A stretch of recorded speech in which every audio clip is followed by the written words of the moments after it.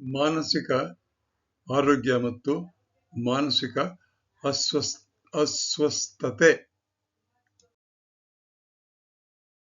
ಮಾನಸಿಕ ಆರೋಗ್ಯ ಎಂದರೆ ನಮ್ಮ ಮನಸ್ಸನ್ನು ಆರೋಗ್ಯವಾಗಿರಿಸಿಕೊಳ್ಳುವುದು.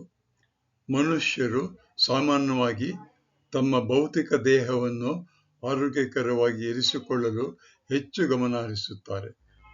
ಮನುಷ್ಯನು ತನ್ನ ದೇಹ ಮತ್ತು ಮನಸ್ಸು ಎರಡನ್ನೂ ಸದೃಢವಾಗಿ ಮತ್ತು ಆರೋಗ್ಯವಾಗಿ ಇಟ್ಟುಕೊಳ್ಳಬೇಕಾಗಬಹುದು. ಇದು ಬಹಳ ಮುಖ್ಯ. ಆಹಾರ ಸೇವನೆ, ಗಾಳಿಯ ಸೇವನೆ, ಓಡಾಟ, ವ್ಯಾಯಾಮ ಇವುಗಳಿಂದ ದೇಹವನ್ನು ಗಟ್ಟಿ ಮಾಡ್ಕೊಳ್ತೀವಿ. ಆದರೆ ಮನಸ್ಸು ನಮ್ಮ ಅನೇಕ ಸಮಯಗಳಲ್ಲಿ ಎಲ್ಲೋ ಹೋಗಿರುತ್ತೆ.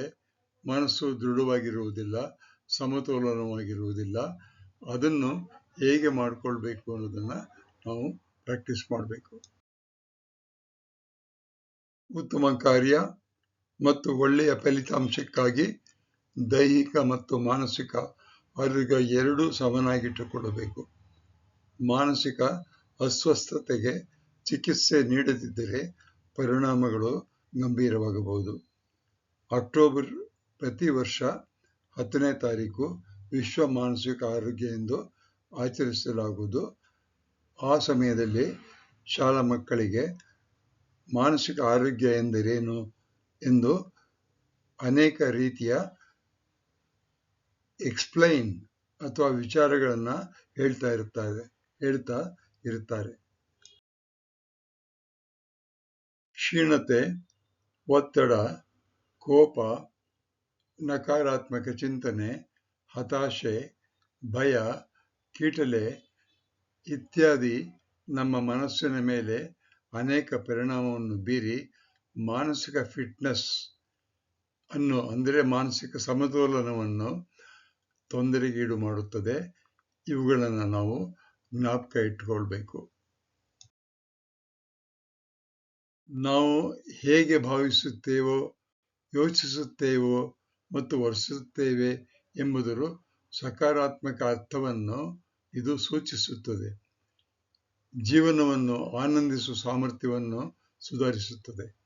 ತಾತ್ವಿಕ ಚಿಂತನೆ, ಸ್ಪಷ್ಟ ಗ್ರಹಿಕೆ, ತಾತ್ವಿಕ ಸಾಮರ್ಥ್ಯವನ್ನು ಸೂಚಿಸಲು ಮಾನಸಿಕ ಫಿಟ್ನೆಸ್ ಎಂಬ ಪದವನ್ನು ಮಾನಸಿಕ ಶಾಸ್ತ್ರಜ್ಞರು, ಮಾನಸಿಕ ಆರೋಗ್ಯ ವೈದ್ಯರು, ಶಾಲೆಗಳು, ಸಂಸ್ಥೆಗಳು ಸಾಮಾನ್ಯವಾಗಿ ಇದನ್ನು ಬಳಸುತ್ತಿರುತ್ತಾರೆ. ಮಾನಸಿಕ, ಸಾಮಾಜಿಕ, ಭಾವನಾತ್ಮಕ ಆರೋಗ್ಯವು ಒಟ್ಟಾರೆ ಫಿಟ್ನೆಸ್ಸಿನ ಪ್ರಮುಖ ಭಾಗವಾಗಿವೆ. ದೈಹಿಕ ಸಾಮರ್ಥ್ಯವು ದೈಹಿಕ, ಭಾವನಾತ್ಮಕ ಮತ್ತು ಮಾನಸಿಕ ಸಾಮರ್ಥ್ಯದ ಸಂಯೋಜನೆಯಾಗಿದೆ. 21ನೇ ಶತಮಾನ ಮಾನಸಿಕ ಅಸ್ವಸ್ಥತೆಯ ಹೆಚ್ಚಾಗಿ ಬೆಳೆಯುತ್ತಿದೆ. ಕಾರಣ ನಾವು ನೋಡುವ ಟಿವಿ, ಪೊಲಿಟಿಕಲ್ ಆಕ್ಟಿವಿಸಮ್, ಯುದ್ಧಗಳು ಹೀಗೆ ಅನೇಕ ಸಾಮಾಜಿಕ ಕಳಂಕಗಳಿಂದ ಮನಸ್ಸಿನ ಆರೋಗ್ಯವನ್ನು ಎಲ್ಲ ಕಡೆಯವರು, ಎಲ್ಲ ದೇಶದವರು ಕೆಡಿಸಿಕೊಳ್ಳುತ್ತಿದ್ದಾರೆ. ಮಾನಸಿಕ ಆರೋಗ್ಯವನ್ನು ದೈಹಿಕ ಆರೋಗ್ಯದಿಂದ ಬೇರ್ಪಡಿಸಲು ಸಾಧ್ಯವಾಗಲ್ಲ. ಒಬ್ಬ ವ್ಯಕ್ತಿಗೆ ಎರಡೂ ಮುಖ್ಯ. ಸಾಮಾಜಿಕ, ಮಾನಸಿಕ ಆರೋಗ್ಯ ಅಸ್ವಸ್ಥತೆಗೆ ಗ್ರಹಿಸಬೇಕಾಗಿದೆ. ಜನರು ಈ ಕಾಯಿಲೆಗೆ ಅಂದರೆ ಮಾನಸಿಕ ಅಸ್ವಸ್ಥತೆಗೆ ಅಂಟಿರುವ ಕಳಂಕವನ್ನು ತೊಡೆದುಹಾಕಬೇಕು.